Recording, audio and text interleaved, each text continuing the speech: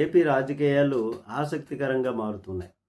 కూటమిగా ఉన్నటువంటి జనసేన, తెలుగుదేశం, బీజేపీ పార్టీలు వారి వారి పార్టీలను బలోపేతం చేసుకునేటటువంటి దిశగా ముందుకు వెళ్తున్నాయని చెప్పాలి. మరి ఎన్నికల తర్వాత పార్టీ వ్యవహారాలపైన పూర్తిగా సమయం కేటాయించినటువంటి పవన్ ఇప్పుడు రూటు మార్చారు. పార్టీని క్షేత్రస్థాయి నుంచి బలోపేతం పైన ఫోకస్ పెట్టారు. అందులో భాగంగా తొలి అడుగు వేస్తున్నారు. మరి జనసేన భవిష్యత్తు పైన డిప్యూటీ సీఎం పవన్ కళ్యాణ్ గారు వ్యూహాలతో ముందుకు వెళ్తున్నట్లుగా తెలుస్తుంది. మరి కూటమి అధికారంలోనికి వచ్చి 2 ఏళ్ళు పూర్తవుతున్నటువంటి సందర్భంలో కొత్త నిర్ణయాలు సిద్ధం చేసి వాటికి నిర్ణయాలు తీసుకునేటటువంటి విధంగా అడుగులు వేస్తున్నట్లుగా తెలుస్తుంది. మరి పార్టీ ఆవిర్భావ దినోత్సవం నుంచి కూడా కొత్త రాజకీయానికి శ్రీకారం చుట్టేందుకు ప్రణాళికలు సిద్ధం అవుతున్నట్లుగా తెలుస్తుంది. మరి కూటమిలో కొనసాగుతూనే పార్టీ బలోపేతం దిశగా వెళ్తున్నారు.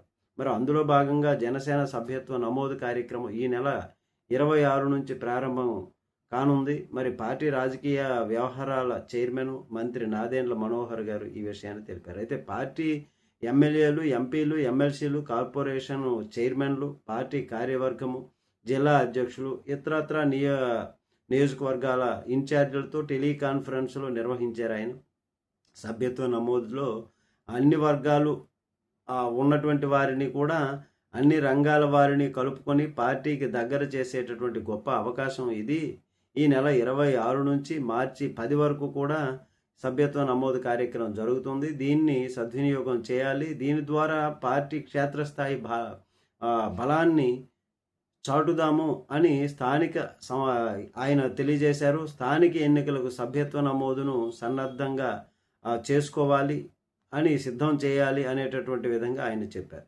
మరి ఈ కార్యక్రమం పిఠాపురం నియోజకవర్గంలో గురువారం లాంఛనంగా ప్రారంభమైంది. 2020లో 5 నియోజకవర్గాల్లో పైలట్ విధానంలో మొదలుపెట్టినటువంటి కార్యక్రమం గత ఏడాది 12.18 లక్షలకు చేరిందన్నారు. మొదటి ఏడాది అయితే 94,000 మంది చేరితే అది ప్రతి ఏడాది కూడా ఇంతకంతకు పెరుగుతూ ఉందని చెప్పారు.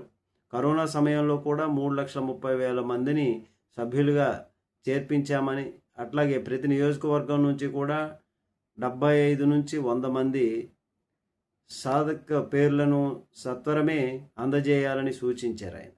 మరి ఉద్యమ సభ్యత్వం తీసుకున్నటువంటి వారు ₹400 చెల్లించాలని, వీరికి ప్రమాద బీమా ప్రయోజనాలు అందుతాయని వివరించారు. మరి అలాగే పార్టీకి పరోక్షంగా సహాయ సహకారాలు అందించేటటువంటి వారిని ప్రదాత అని పిలుస్తామని ఆయన చెప్పారు.